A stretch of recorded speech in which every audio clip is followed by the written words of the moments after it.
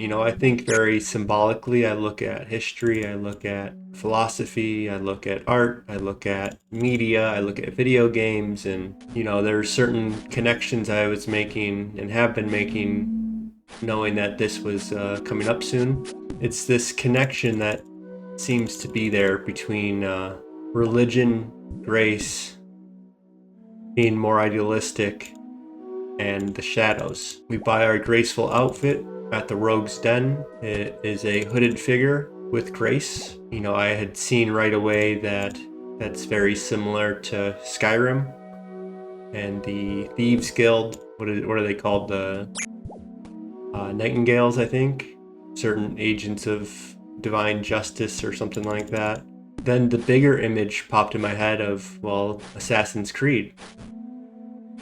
That's the whole image of the entire game, is this marriage of an assassin and like monastic duty. You know, how is one supposed to ideally act in a world and institutions and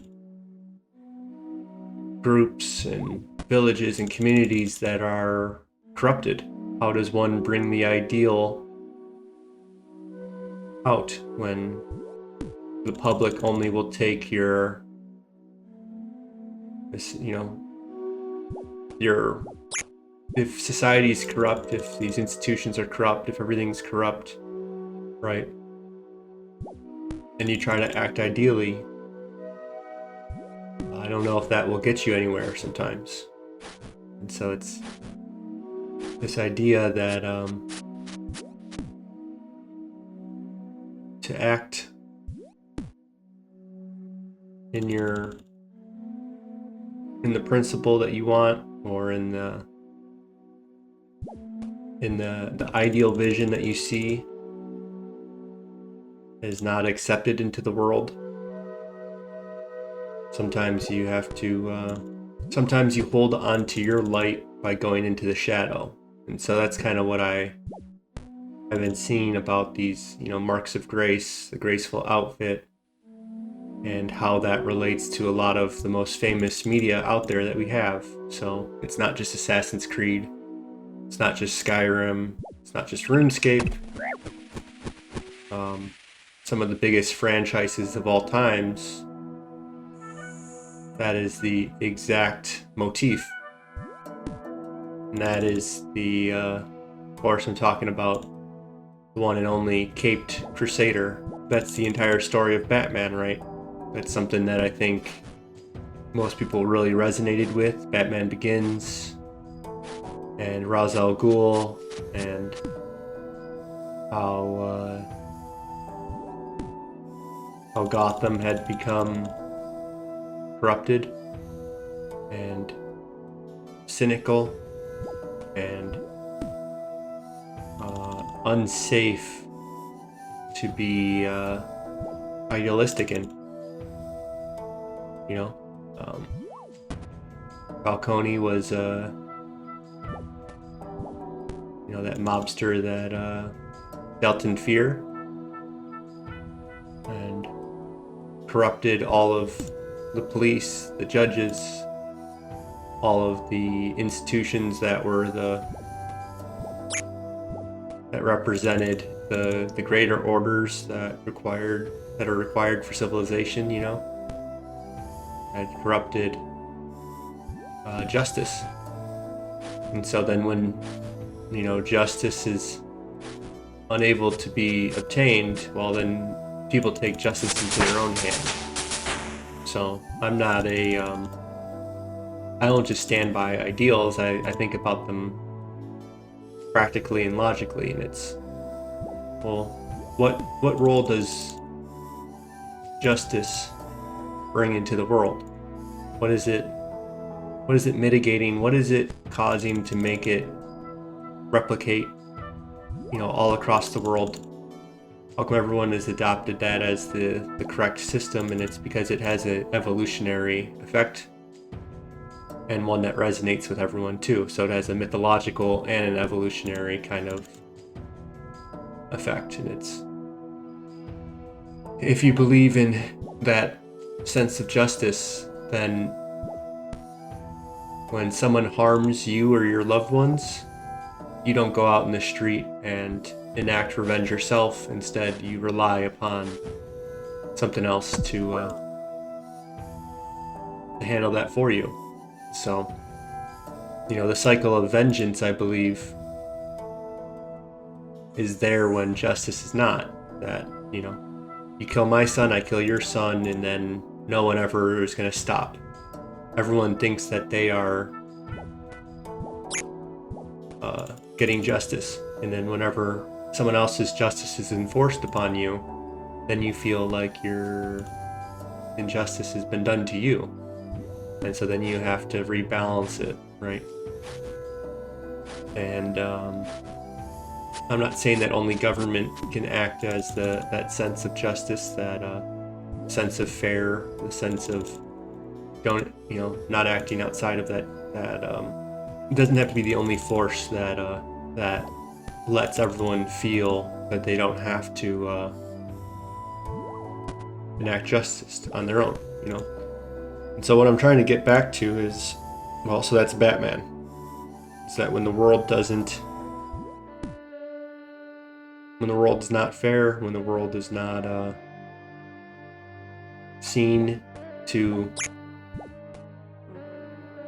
let true justice come out, then Batman comes out, basically. And so I keep seeing all this imagery of graceful outfit, this hooded figure that trains agility, goes to the rogue's den to get his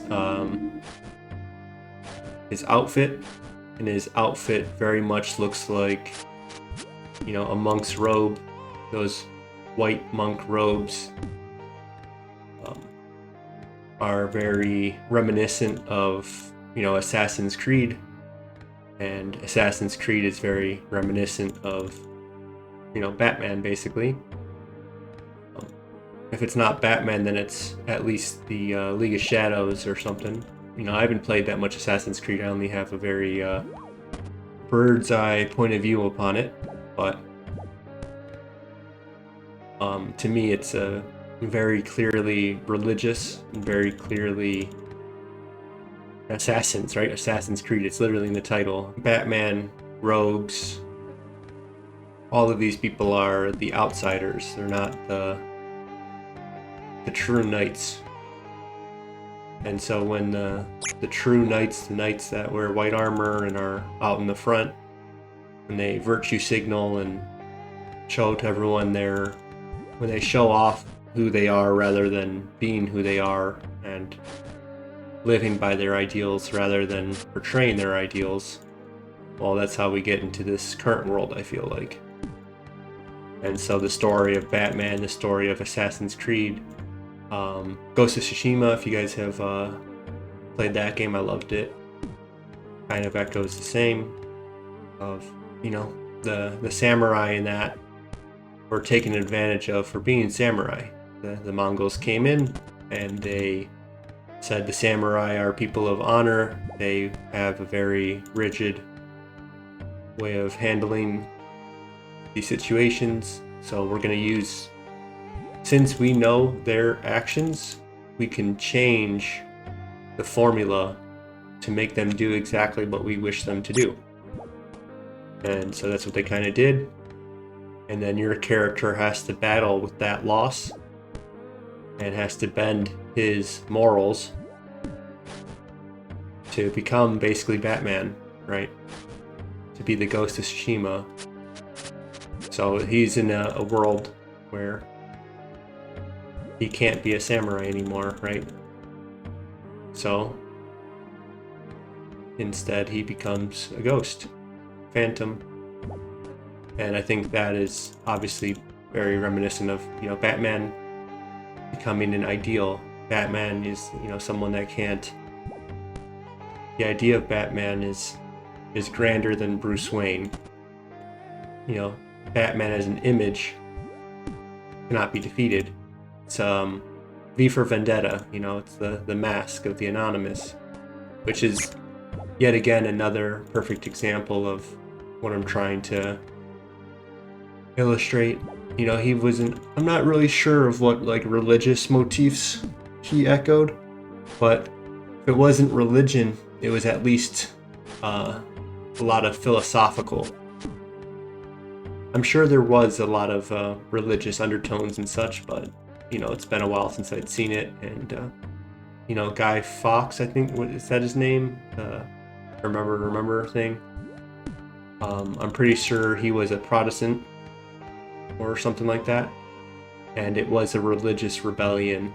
So maybe the very underroots of that whole entire world is what I'm talking about, of this conspiracy or whatever.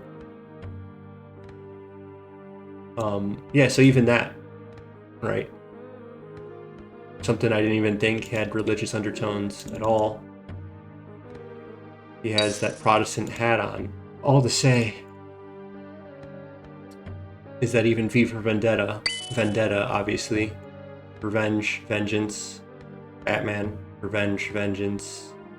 It's when the world doesn't give you justice, someone comes and rises to get vengeance. And so that all stems from, you know, V for Vendetta. It's a world where you have to keep the lies going, and the same thing with Batman. It's a world where you got to keep the lies going.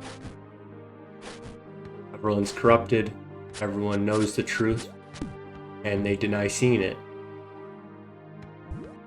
until the Cape Crusader arrives, right?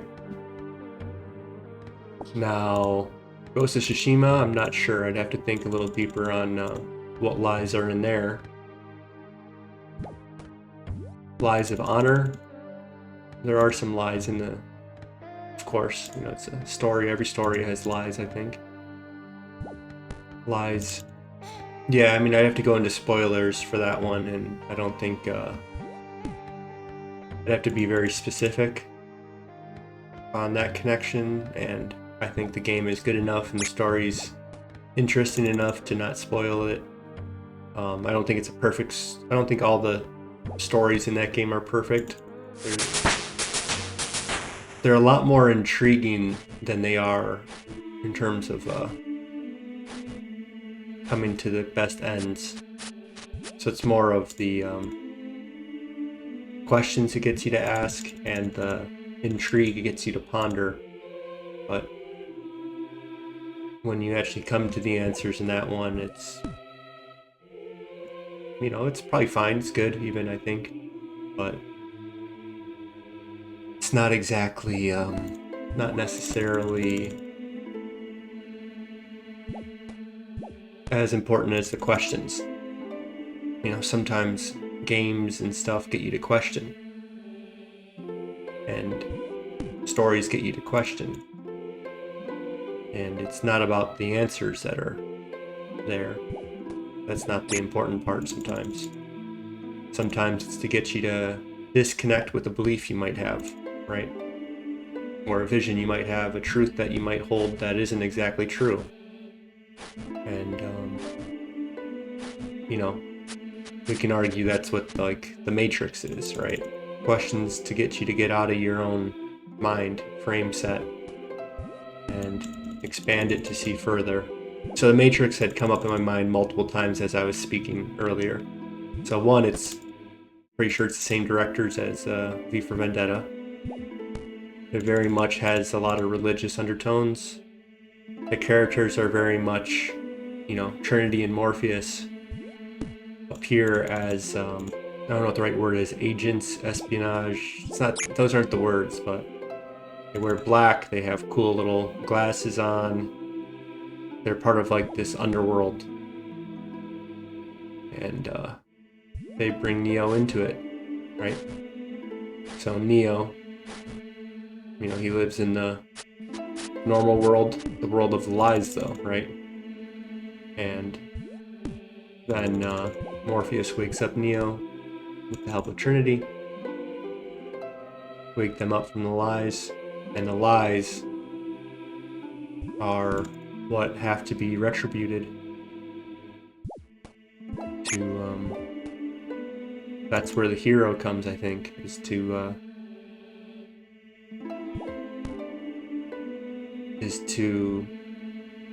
correct the world when justice isn't being served, and it's when everyone has to live by the lies.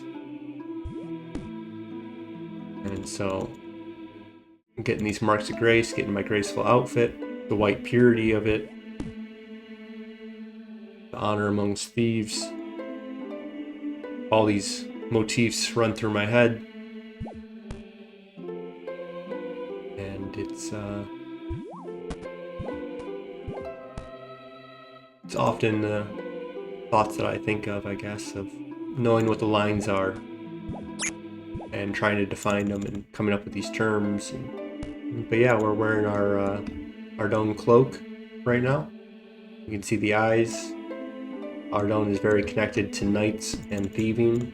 There's a lot of lies that go on in the storylines. A lot of ill truths. Vision I see, at least, you know. And agility is what primed me to think of Batman, you know. Batman is the ultimate form of agility, right? And what's the central theme of Batman? It's, well, there's several, but I would argue, why do we fall, Bruce? So that we can learn to pick ourselves up. And so every time we fall in this game, every time we descend, you know, you don't lose, you don't fall into despair until you give up. And agility's, you know, you're gonna be agile. Well, you had to have fallen a lot of times, and you've had to pick yourself up many times, and you've fallen into things that really keying in on this shadow right here, huh? I like seeing the cape, and it is like very reminiscent of Batman almost, or like Catwoman or something, right? And look at me, Miss Catwoman right here. Hopefully not too much, because you know, Batman is my ideal, not Catwoman. So, but I think we all have a little bit of Batman and all have a little bit of Catwoman in us, you know. And so the other theme of Batman is, of course, fear. Mastery of fear. The Catwoman I think of is Michelle Pfeiffer, and I don't think she overcomes her fears. You know, it's been a while since I watched the movie, but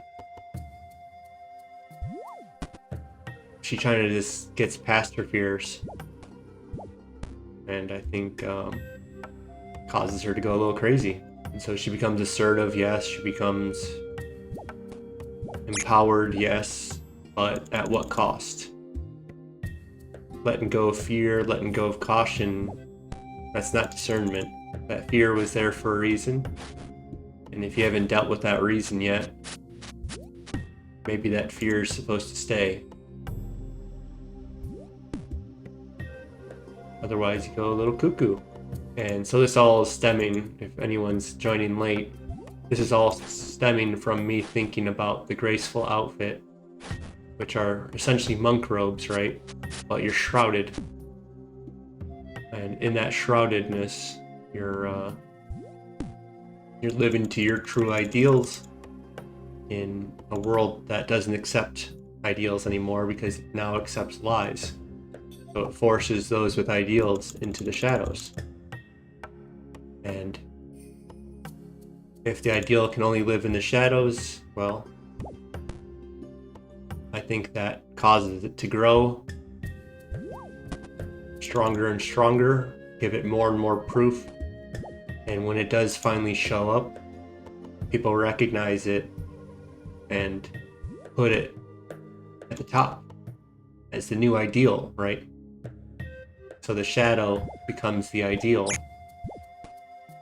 becomes the new thing to encircle. The society that lives by lies will create this symbol of truth to emerge that will mirror and reflect the world's lies back upon everyone, and everyone will know that it was the truth. And they value truth now more because of that figure. So that's what I'm doing with this channel, hopefully, is well, maybe not quite, but this is Courageous Comfort, where I'll have to work on my exact catchphrase, right? But something along the lines of, you know, the courage to be comfortable and the comfort to be courageous. Chapter 1 of this account, of my YouTube account, is to do it through my RuneScape character. And my RuneScape character's name is Failing Out Loud. And I'm doing it by failing out loud in front of a webcam and documenting the experience and kind of proving to myself and hopefully the world that failing out loud is the way to do it.